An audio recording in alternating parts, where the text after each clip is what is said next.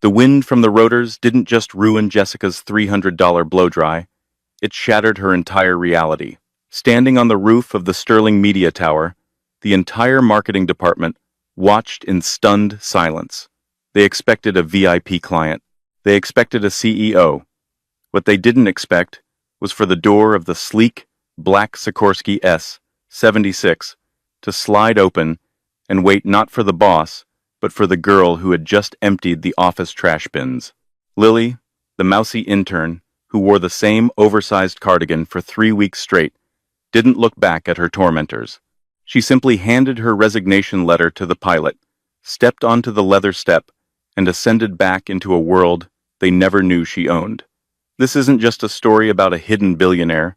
It's about the brutal cost of underestimating a nobody. If you looked at the floor plan of Sterling Media, arguably New York City's most pretentious boutique marketing agency, you wouldn't find a desk assigned to Lily Jenkins. You would find a supply closet on the 14th floor, adjacent to the break room, where a jagged line of duct tape separated boxes of printer paper from a wobbly IKEA desk that smelled faintly of lemon floor cleaner. Lily was the floater, the grunt, the invisible girl. In an office populated by trust fund babies, waiting for their inheritances, and aspiring influencers, clad in Balenciaga, Lily was an anomaly. She wore oversized, pilly sweaters that looked like they had been rescued from a Goodwill bin in 1998. Her glasses were thick, plastic frames held together at the hinge by a microscopic dab of superglue. She brought her lunch every day, a Tupperware container of sad, gray-looking leftovers, or a cup of instant noodles that she ate quietly while staring at a spreadsheet. "Lily, my latte is dying. Do you want it to die? Because its death is on your hands." The voice cut through the hum of the office like a serrated knife.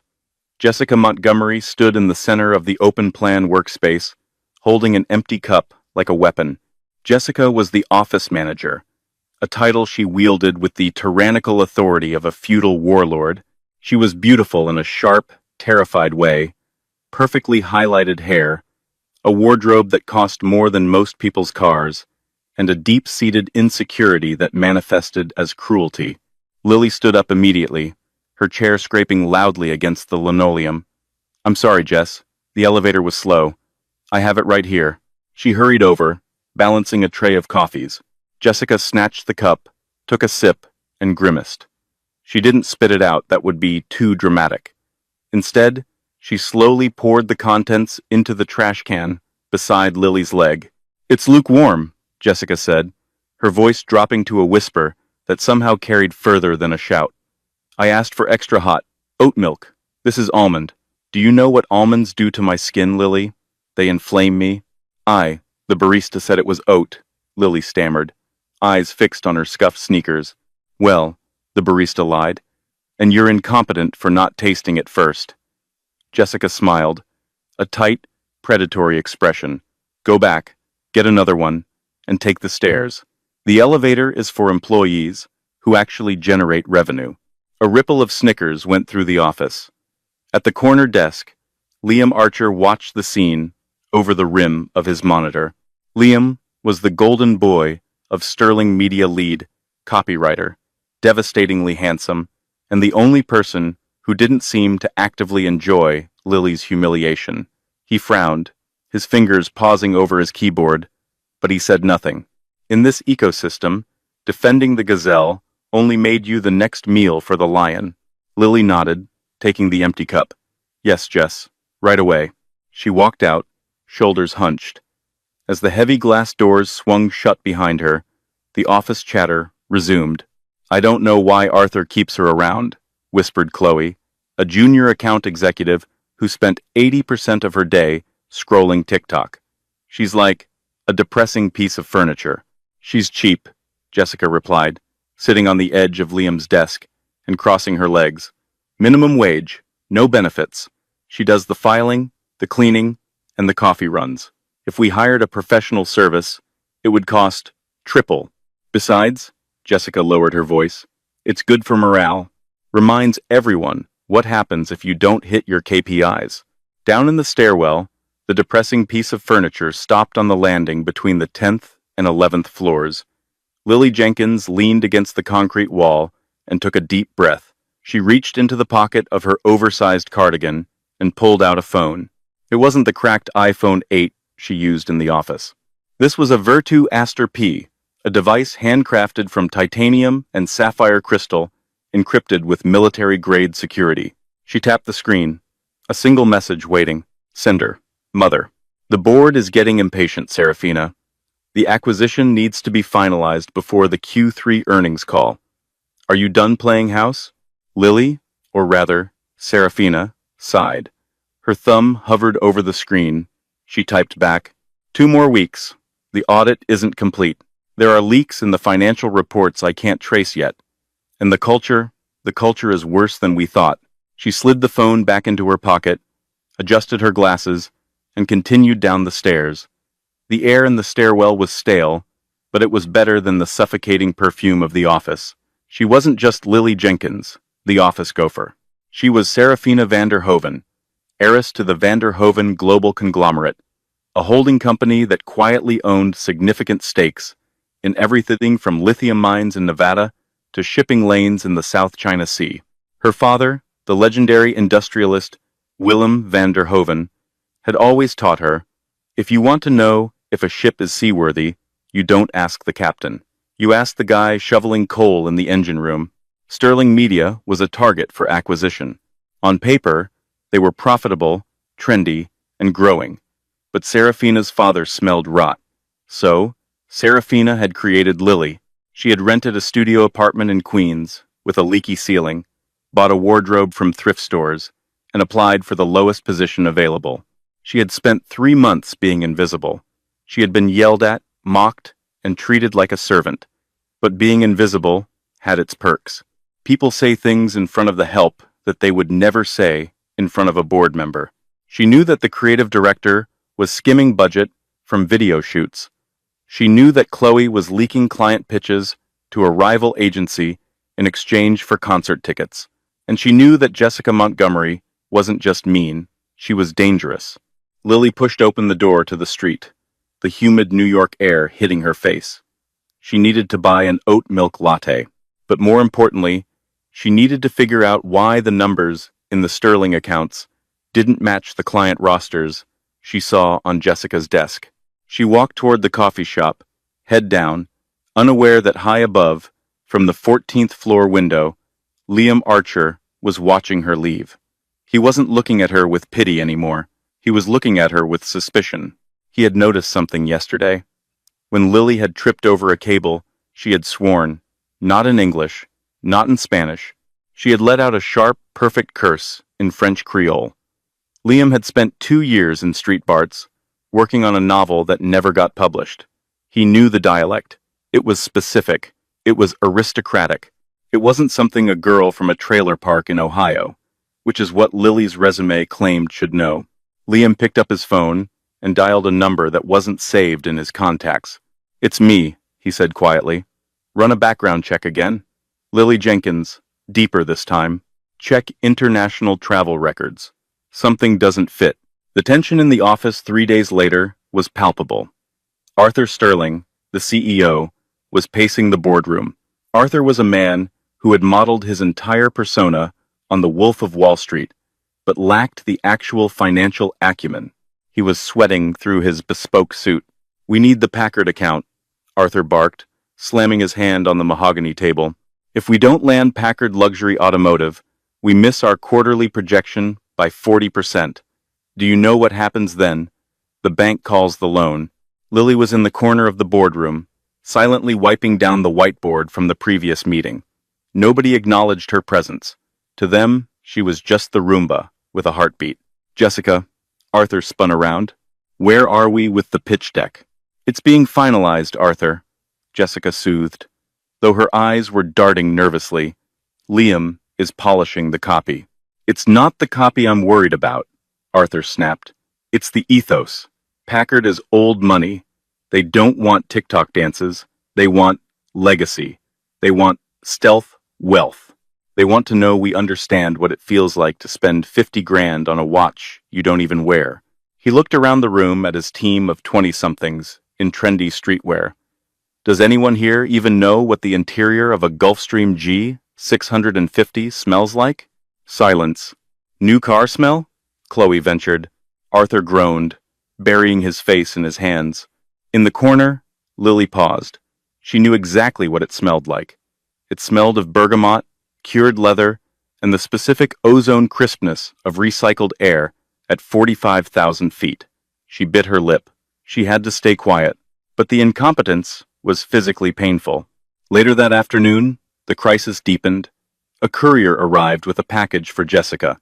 It was a peace offering, from a vendor, a bright orange Hermes Birkin bag. Jessica squealed, the sound piercing the afternoon slump. She paraded the bag through the office, placing it on her desk like a religious artifact. Look at this, she preened, stroking the leather. Togo leather, gold hardware. The wait list for this is 3 years. This is power, people. The office gathered around, oohing and ahing. Lily walked by with a stack of mail. She glanced at the bag. She didn't mean to stop, but the stitching caught her eye.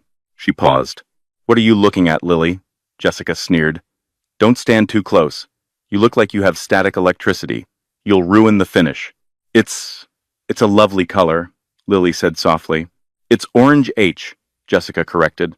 The signature color. Not that you'd know. Actually, Lily said, the words slipping out before she could stop them. Hermes uses a beeswax-coated linen thread for their stitching. It creates a very specific slant. It's called piqûre cellier.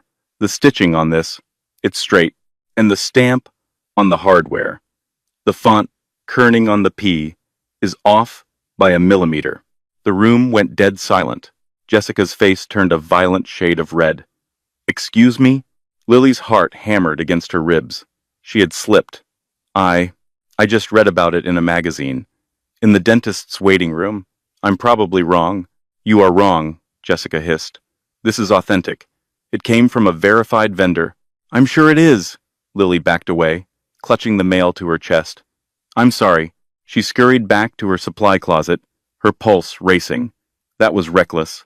She knew the bag was fake because her grandmother, the matriarch of the Van der Hoeven dynasty, had a collection of vintage Birkins insured for $12 million. Lily had learned to spot a counterfeit when she was 6 years old. Back in the main area, the mood had shifted.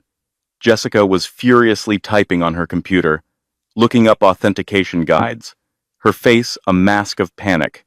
Liam leaned back in his chair, watching the supply closet door. He had heard the whole thing.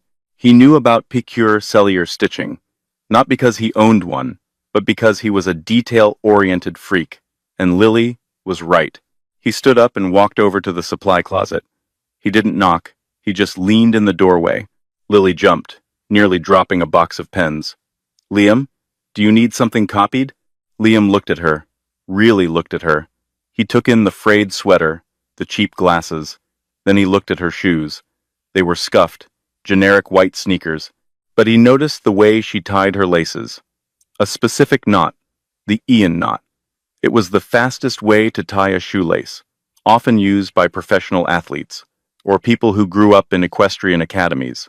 You know a lot about French luxury goods for someone who lives in a walk-up in Queens, Liam said, his voice low. Lily forced a laugh. It sounded brittle. I watch a lot of YouTube, unboxing videos. It's my escape. Right? YouTube. Liam stepped into the closet, closing the door slightly behind him. The space was tiny. He smelled like expensive cologne and coffee. And the French Creole cursing the other day? Was that YouTube too? Lily went cold. She looked up at him, her eyes behind the thick lenses, suddenly sharp, intelligent, and devoid of the fear she usually projected. What do you want, Liam? The mask slipped. Just for a second. The terrified mouse was gone, replaced by someone with posture, with steel. Liam smiled, but it wasn't a friendly smile. It was the smile of a hunter who just found tracks. I'm just trying to figure out the puzzle, Lily, because I don't buy the story. And honestly, I don't care if you're a spy for a rival agency. I don't care if you're on the run from the law. He leaned closer, lowering his voice to a whisper. But Jessica is looking for a reason to fire you. And after that little stunt with the bag, she's going to come for you hard. If you have secrets, keep them better, because she fights dirty. Why are you telling me this? Lily asked. Because Liam's eyes drifted to the papers on her desk, financial spreadsheets that she shouldn't have had access to. I think you and I might be looking for the same thing. Lily didn't answer. She waited for him to leave. When he was gone, she exhaled, her hands trembling. Liam was sharper than she thought. She needed to be more careful. But she didn't have much time for caution. The Packard pitch was in 2 days, and she had just discovered something in the financial records that made the fake Birkin bag look like a misdemeanor. Arthur Sterling wasn't just incompetent. He was embezzling. He was funneling client retainers into a shell company in the Cayman Islands. If the Van der Hoeven Group bought Sterling Media now, they would be buying a crime scene. She needed proof. Hard proof. And that meant she had to break into Arthur's office. But before she could formulate a plan, the door to her closet flew open. Jessica stood there, and this time, she wasn't holding a coffee cup. She was holding a security report. "Security breach," Jessica said, her voice dripping with venomous delight. "Someone accessed the sensitive client server last night at 2 a.m. using a guest login. We traced the IP address, Lily." Lily frowned. "I was home at 2 a.m. Really? Because the IP traces back to the free Wi-Fi at the coffee shop across the street, the one you spend every lunch break at." Jessica smirked. "Arthur wants to see you. Pack your box, sweetheart. The game is up." It was a setup, a clumsy, obvious setup. But as Lily walked out of the closet, flanked by Jessica, she saw the entire office watching. They looked at her with a mix of pity and glad it's not me. She looked at Liam. He was staring at his screen, refusing to meet her eyes. "Fine," Lily thought. "You want to play games? Let's play." She didn't know that the biggest twist wasn't her firing. It was the invitation that was about to land on Arthur's desk. An invitation that would force Lily to choose between her cover and her dignity. The annual Titans of Industry Gala was this Saturday. Hosted at the Pierre Hotel, the guest of honor, Willem van der Hoeven, and every employee of Sterling Media was required to attend as support staff to network for the Packard account. Lily Jenkins was about to serve hors d'oeuvres to her own father. Arthur Sterling's office was designed to intimidate. It was a glass box suspended over the city, filled with mid-century modern furniture that looked uncomfortable and art that cost more than a suburban house. Arthur sat behind his desk, his face a sheen of stress sweat, while Jessica stood beside him like a sleek, venomous guard dog. "Well?" Arthur demanded, tossing the security report onto the glass surface. It slid across and stopped inches from Lily's frayed sweater. "Explain yourself. Jessica says you're selling us out. Are you corporate espionage? Is that it? Are you working for Ogilvy?" Lily looked at the report. She didn't pick it up. She didn't need to. She knew exactly who had logged in at 2 a.m. It was Chloe, the junior executive, who was likely uploading client files to her personal Dropbox to use as a portfolio for a job interview she had next week. Lily knew this because she had seen the Dropbox notification on Chloe's screen while emptying her trash bin. But Lily couldn't say that. If she revealed she was watching screens, she revealed she was observant, and observant people were dangerous. "Mr. Sterling," Lily said, her voice trembling just enough to sell the performance. "I don't own a computer at home. My phone is an iPhone 8 with a cracked screen. It can barely load Instagram, let alone access the secure server." She pulled out the decoy phone from her pocket and held it up. The screen was indeed shattered, a spiderweb of glass held together by tape. Arthur looked at the phone with genuine disgust. "God, put that away. It's depressing."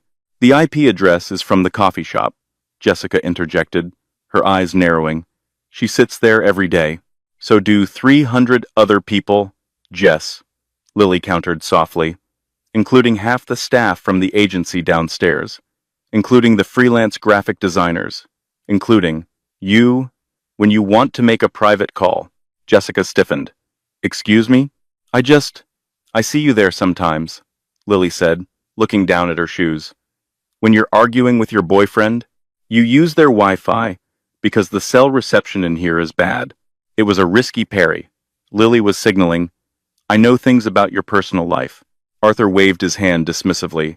Enough! I don't care about the Wi-Fi. I care about the Packard account. We are bleeding, people. Bleeding.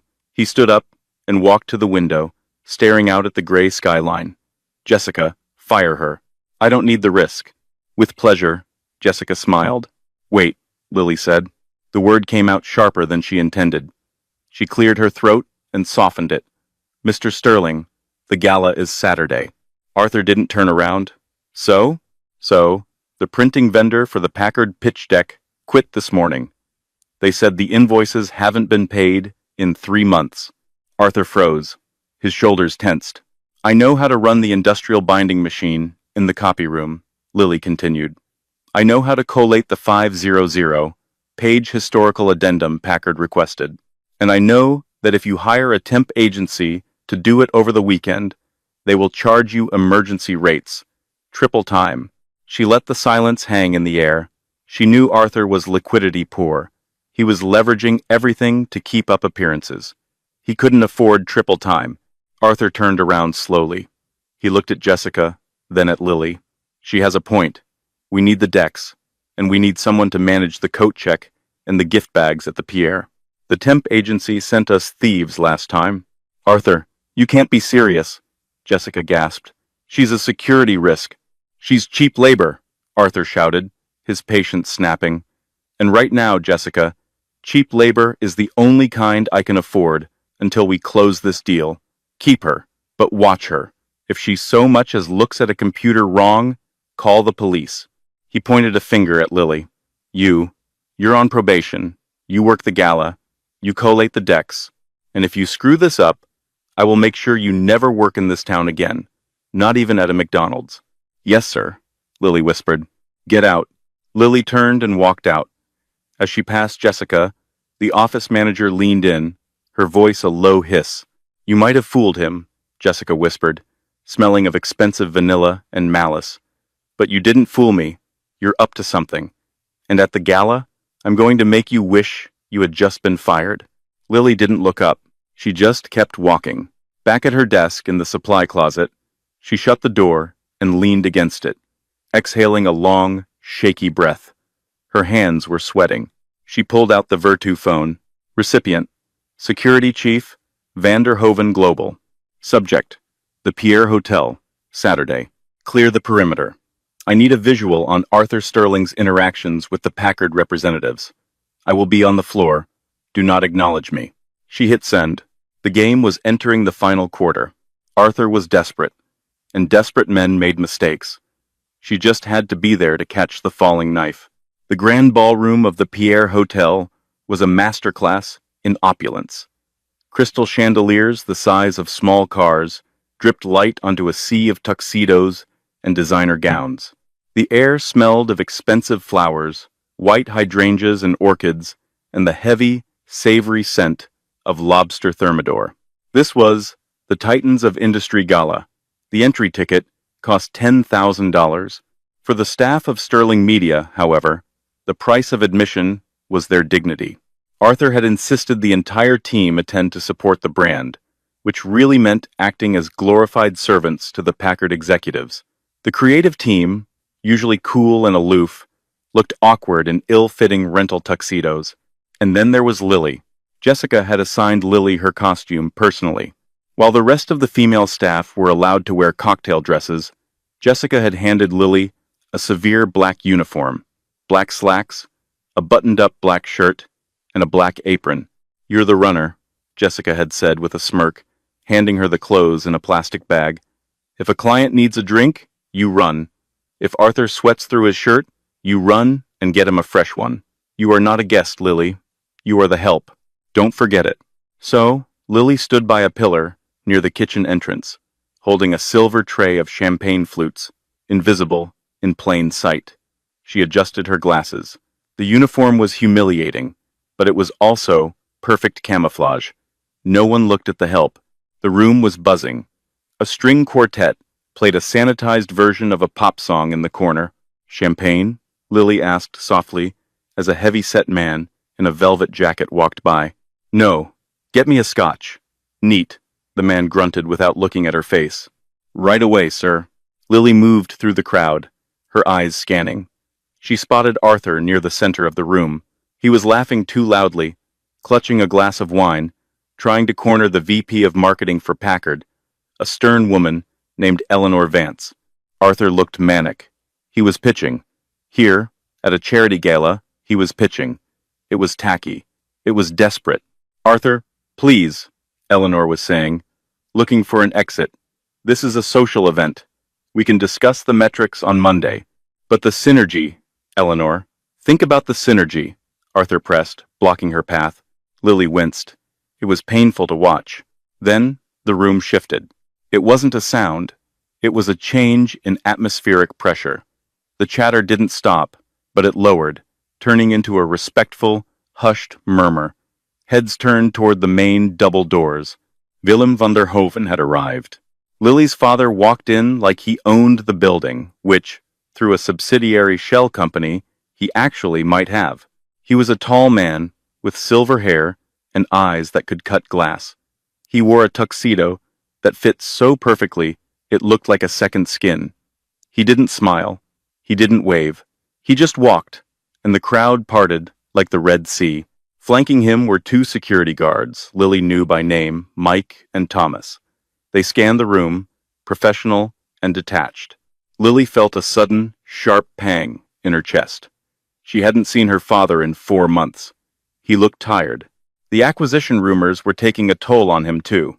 She shrank back into the shadow of the pillar. If he saw her in this apron, if he saw his daughter, the heir to a billion-dollar empire, serving cheap champagne to a mid-tier marketing scammer, he would burn the building down. "Look at him," a voice whispered beside her. Lily jumped. It was Liam. He was standing next to her, looking dashing in a dark navy tuxedo that he actually owned. He held a drink, but wasn't drinking it. "Willem van der Hoven," Liam said, watching the Titan move through the crowd. "The man who eats companies for breakfast. Legend has it he fired his own brother for being 5 minutes late to a board meeting." He seems intense," Lily said, gripping her tray tighter. "He's royalty," Liam corrected. "Real power, not like Arthur." Liam nodded toward their boss, who was now practically vibrating with excitement at the sight of Willem. "Watch Arthur. He's going to try to talk to him. It's going to be a car crash." Sure enough, Arthur straightened his tie, slicked back his hair, and began to make a beeline for Willem. This was Arthur's Hail Mary. If he could get a photo with van der Hoven, or even a handshake, it would validate him to the Packard execs. "Mr. van der Hoven?" Arthur called out, his voice cracking slightly. Willem paused. He turned slowly. His gaze landed on Arthur like a spotlight on a bug. "I'm Arthur Sterling, CEO of Sterling Media. We're doing big things in the digital space." "Big things." Arthur extended a hand. Willem looked at the hand. He didn't take it. "Sterling," Willem said. His voice was deep, gravelly. "I've seen your financials. You run a very creative balance sheet." The insult was subtle, but to anyone in finance, it was a decapitation. Arthur's smile faltered. Well, creativity is our business." "Excuse me," Willem said, brushing past him. Arthur stood there, hand still extended, frozen in public humiliation. Lily felt a strange mix of pity and satisfaction. But her attention was snapped away by Jessica, who materialized out of the crowd, grabbing Lily's arm with a grip that bruised. "What are you doing standing around talking to Liam?" Jessica hissed. "Table 4 needs water, now." "I'm going," Lily said, pulling her arm away. "And fix your apron," Jessica sneered. "You look like a slob." "God, I can't wait until Monday, so we can finally get rid of you." Lily turned to head toward the kitchen, but as she did, she collided with a waiter coming out. A tray of hors d'oeuvres, specifically, mini crab cakes with remoulade sauce, went flying. Time seemed to slow down. The tray flipped. The sauce arced through the air and landed directly on the front of Jessica's pale silver silk gown. The gasp from the nearby crowd was audible. Jessica looked down. A massive, greasy orange stain was blooming across her chest, She looked up at Lily, her eyes wide with shock that quickly curdled into pure, unadulterated rage. You clumsy little idiot, Jessica shrieked. The sound cut through the ambient noise of the gala. The string quartet stopped playing. It was an accident, Lily stammered, grabbing a napkin. I'm so sorry, Don't touch me, Jessica slapped Lily's hand away. You did that on purpose. You're jealous. You're a pathetic, jealous nobody. Jessica was losing it. The veneer of sophistication was gone. Look at you. You're trash. You belong in the garbage, with the rest of the refuse. The room was silent. Everyone was watching. Arthur was watching, horrified. The Packard executives were watching, and Willem Vanderhoven was watching. Lily saw her father stop. He turned fully toward the commotion. His eyes locked onto Lily. For a second, his expression shifted from stone-cold indifference to a flash of paternal fury. He took a step forward. Lily's eyes widened. She gave him a microscopic shake of her head. No, not yet. Don't blow my cover.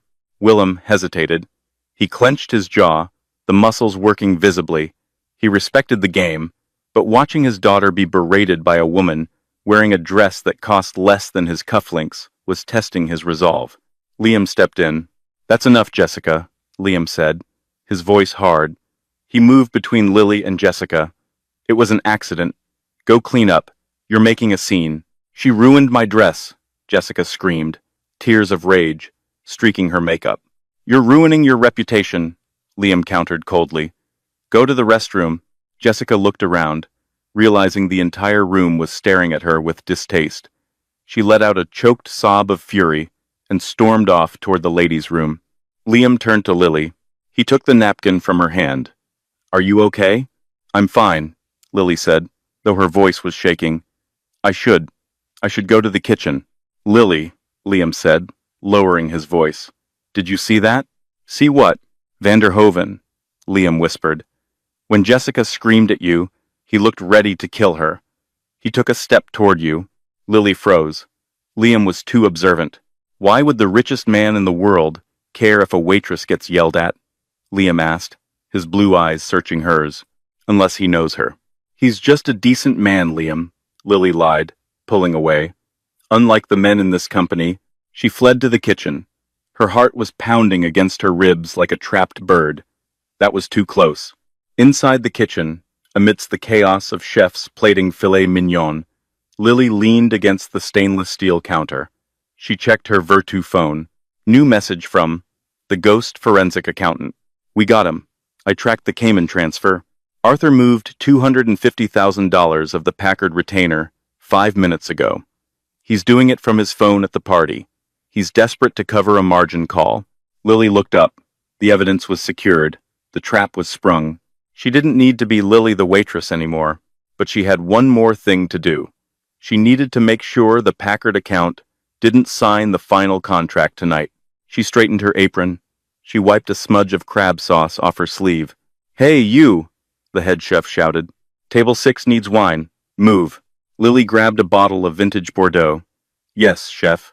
She walked back out into the ballroom, but she wasn't walking to table 6. She was walking toward the Packard table, where Arthur Sterling was currently holding a pen, trying to get Eleanor Vance to sign a document on a cocktail napkin.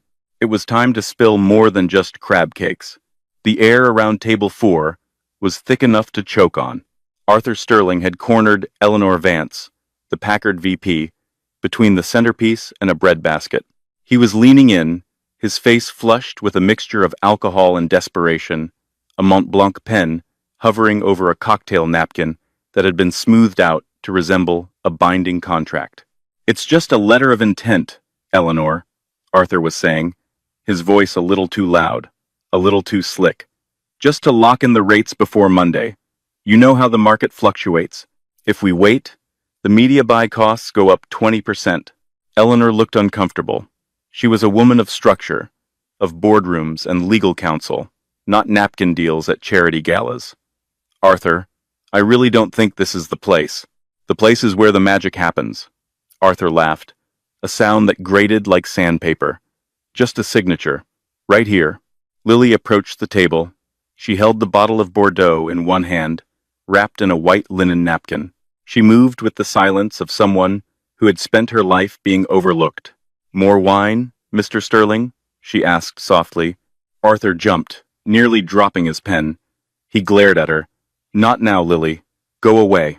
"I believe Miss Vance's glass is empty," Lily persisted. She stepped forward, effectively blocking Arthur's arm from the napkin. She poured a splash of the dark red liquid into Eleanor's glass. "Thank you," Eleanor murmured, looking relieved for the interruption. "It's a 2015 Chateau Margaux," Lily said, her voice dropping to a conversational volume that excluded Arthur.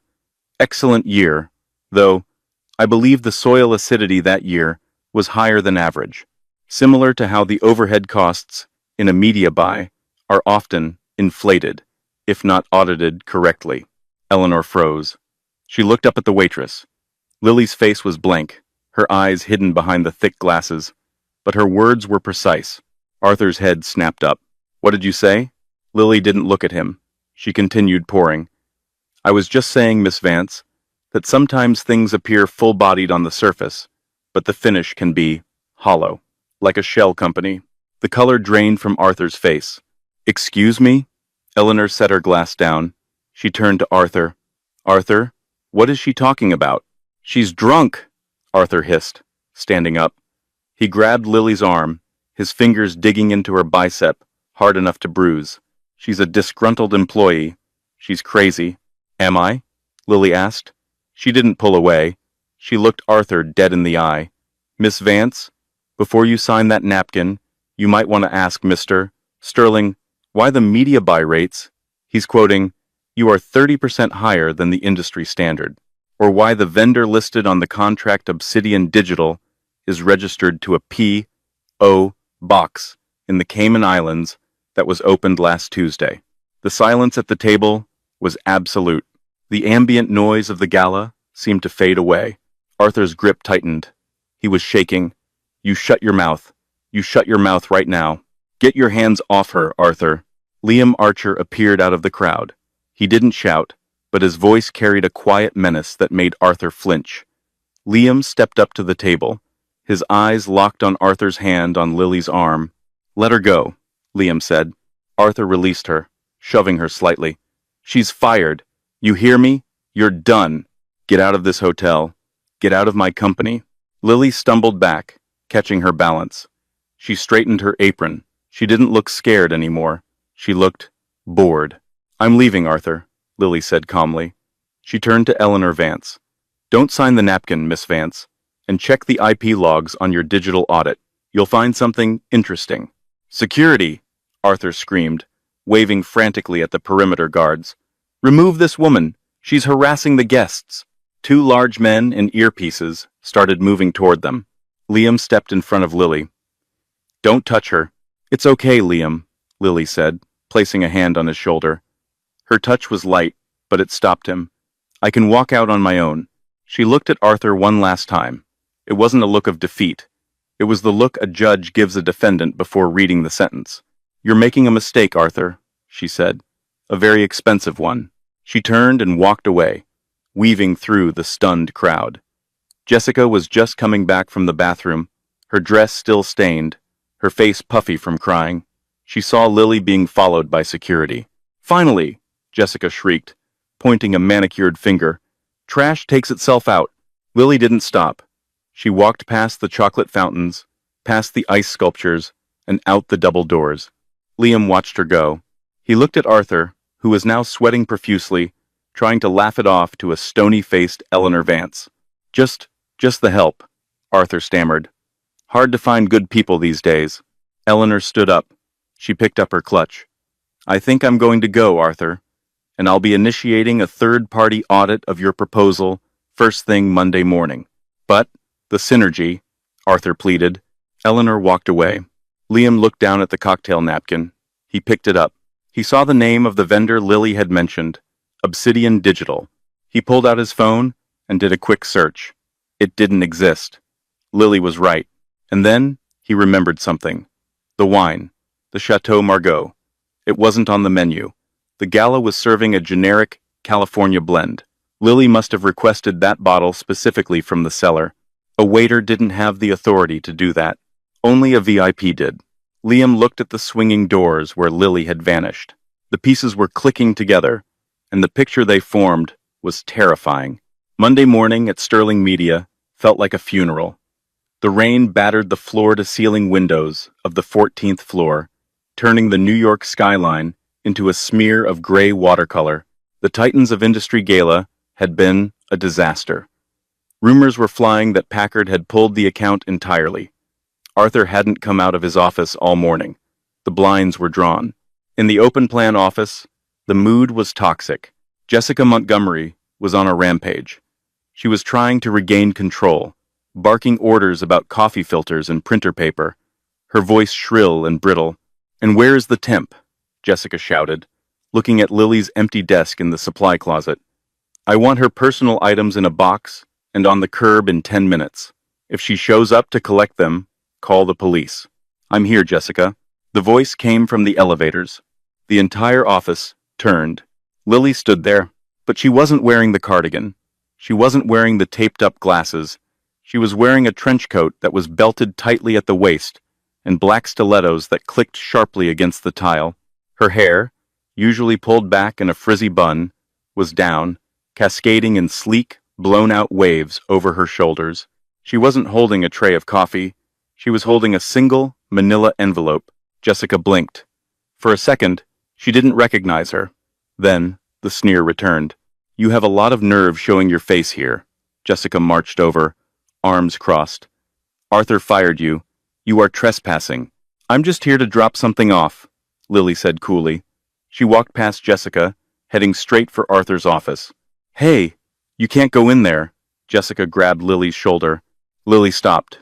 She didn't flinch. She just looked down at Jessica's hand on her trench coat. The material was vicuña wool, the most expensive fabric in the world. "Remove your hand, Jessica," Lily said. Her voice was low, but it carried the weight of a sledgehammer.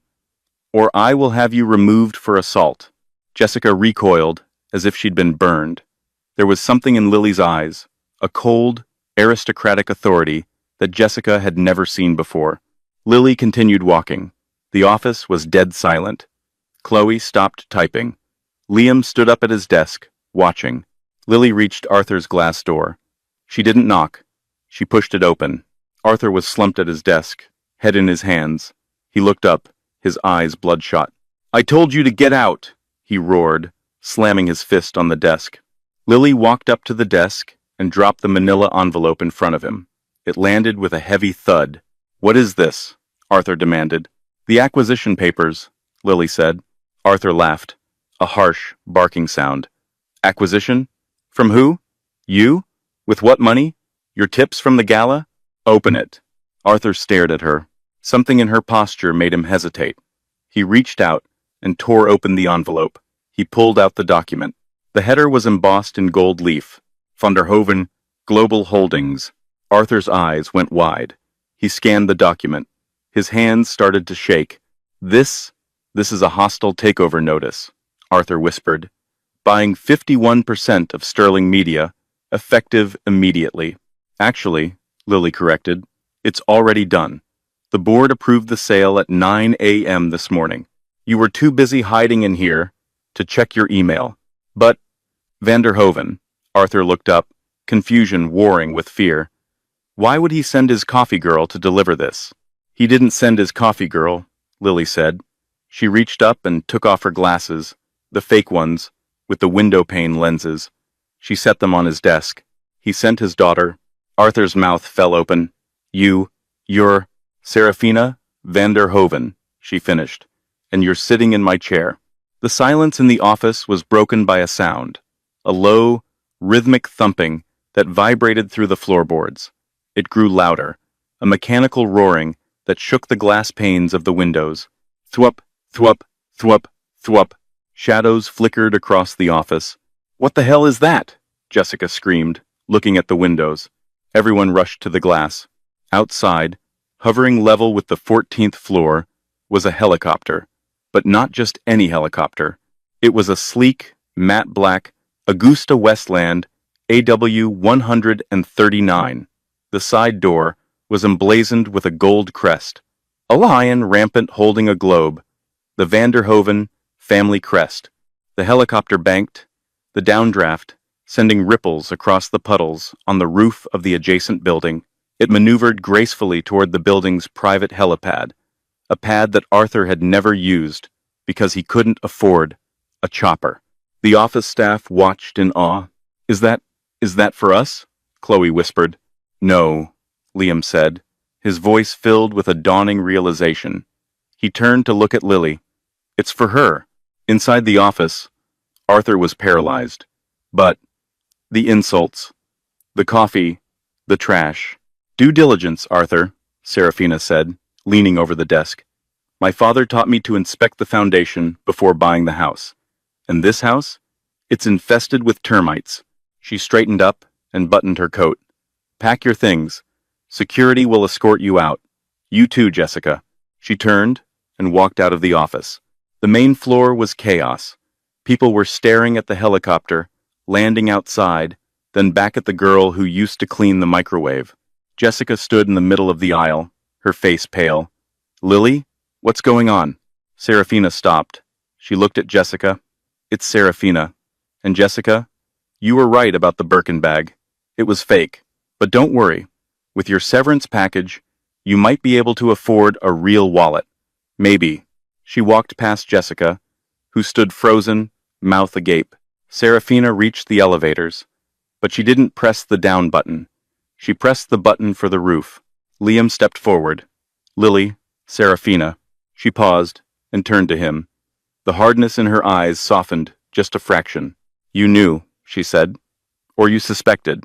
I knew you weren't who you said you were, Liam said. He looked at the helicopter, then back at her. So, what happens now? You fire all of us? I'm keeping the creative team, Serafina said. You're talented, Liam. You just had bad leadership.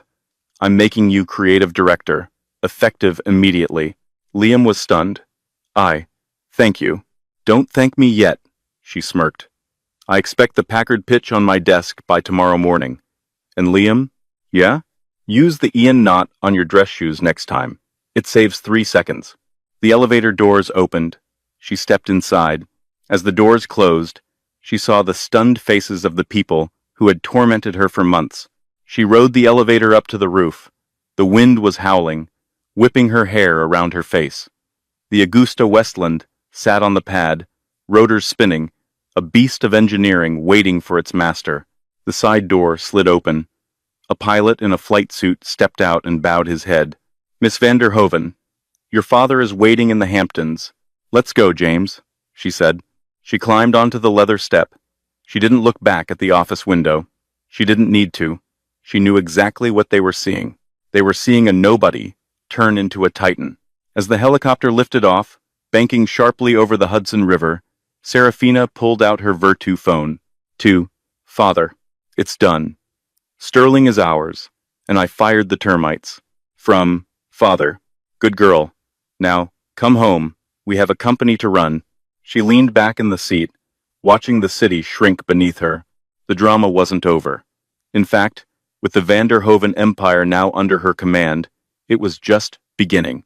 As the Augusta Westland AW-139 banked over the East River, climbing to 2,000 feet, Serafina Vanderhoven finally exhaled. The tension of the last 3 months, the slouching, the silence, the biting of her tongue, while lesser minds made catastrophic mistakes, evaporated in the conditioned air of the cabin. She unbuckled her seatbelt and moved to the window. Down below, the Sterling Media Tower was just a needle in a haystack of steel and glass. It looked insignificant, but inside that building, a revolution was happening. Back on the 14th floor, the silence was absolute. The remaining employees were pressed against the glass, watching the black helicopter disappear into the clouds. She was a billionaire, Chloe whispered, her phone slipping from her hand, and I asked her to plunge the toilet. We all did, Liam said, his voice steady. He turned away from the window. He looked at the empty desk where Arthur used to sit. Then he looked at the supply closet where Serafina had worked. The door to the closet was open. Inside, neatly stacked on the wobbly IKEA desk, were 3 binders. Liam walked over and picked up the top one. It was labeled Sterling Media, Optimization Strategy, and Packard Acquisition Roadmap. She hadn't just been cleaning, she had been fixing the company from the inside out, night after night, while they all ignored her. Liam felt a heavy knot of shame in his gut, but it was quickly replaced by determination. She had left him the keys to the kingdom. He wasn't going to waste them. Suddenly, the elevator chimed. 2 burly security guards from the building lobby stepped out, holding a cardboard box. They walked straight to Jessica Montgomery. "Miss Montgomery," the lead guard said, his face impassive, "we've been instructed to escort you from the premises. Your access card has been deactivated." Jessica stood there, clutching her fake Birkin bag, her face a mask of ruined mascara and disbelief. "You can't do this! I am the office manager. I run this place." "Not anymore," Liam said. He stood in the center of the room, holding Serafina's binder.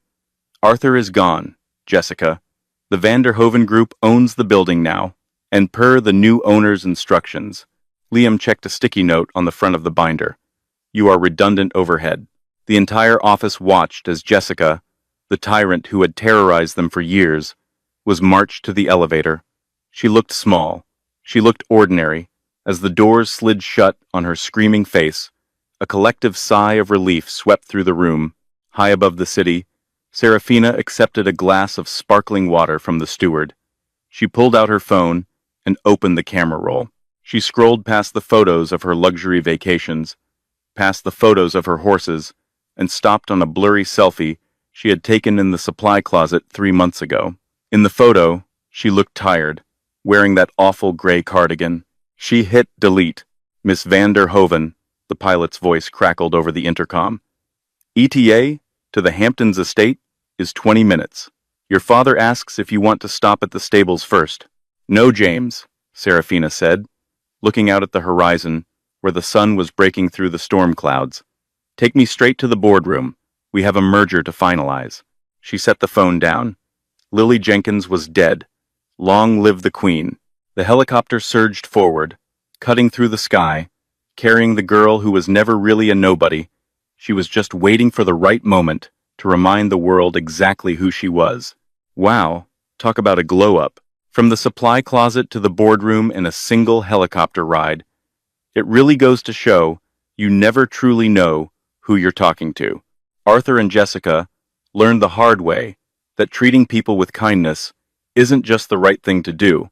It's also a good business strategy, because that nobody pouring your coffee might just be the one signing your paycheck tomorrow. I hope you enjoyed this story of revenge, redemption, and secret identities. If you did, please smash that like button. It really helps the channel grow. And if you want to see more stories like this, hit subscribe and ring the bell so you never miss an upload. If you were in Serafina's shoes, would you have promoted Liam, or would you have fired everyone and started fresh? Let me know in the comments below. I read every single one. Thanks for watching, and I'll see you in the next story.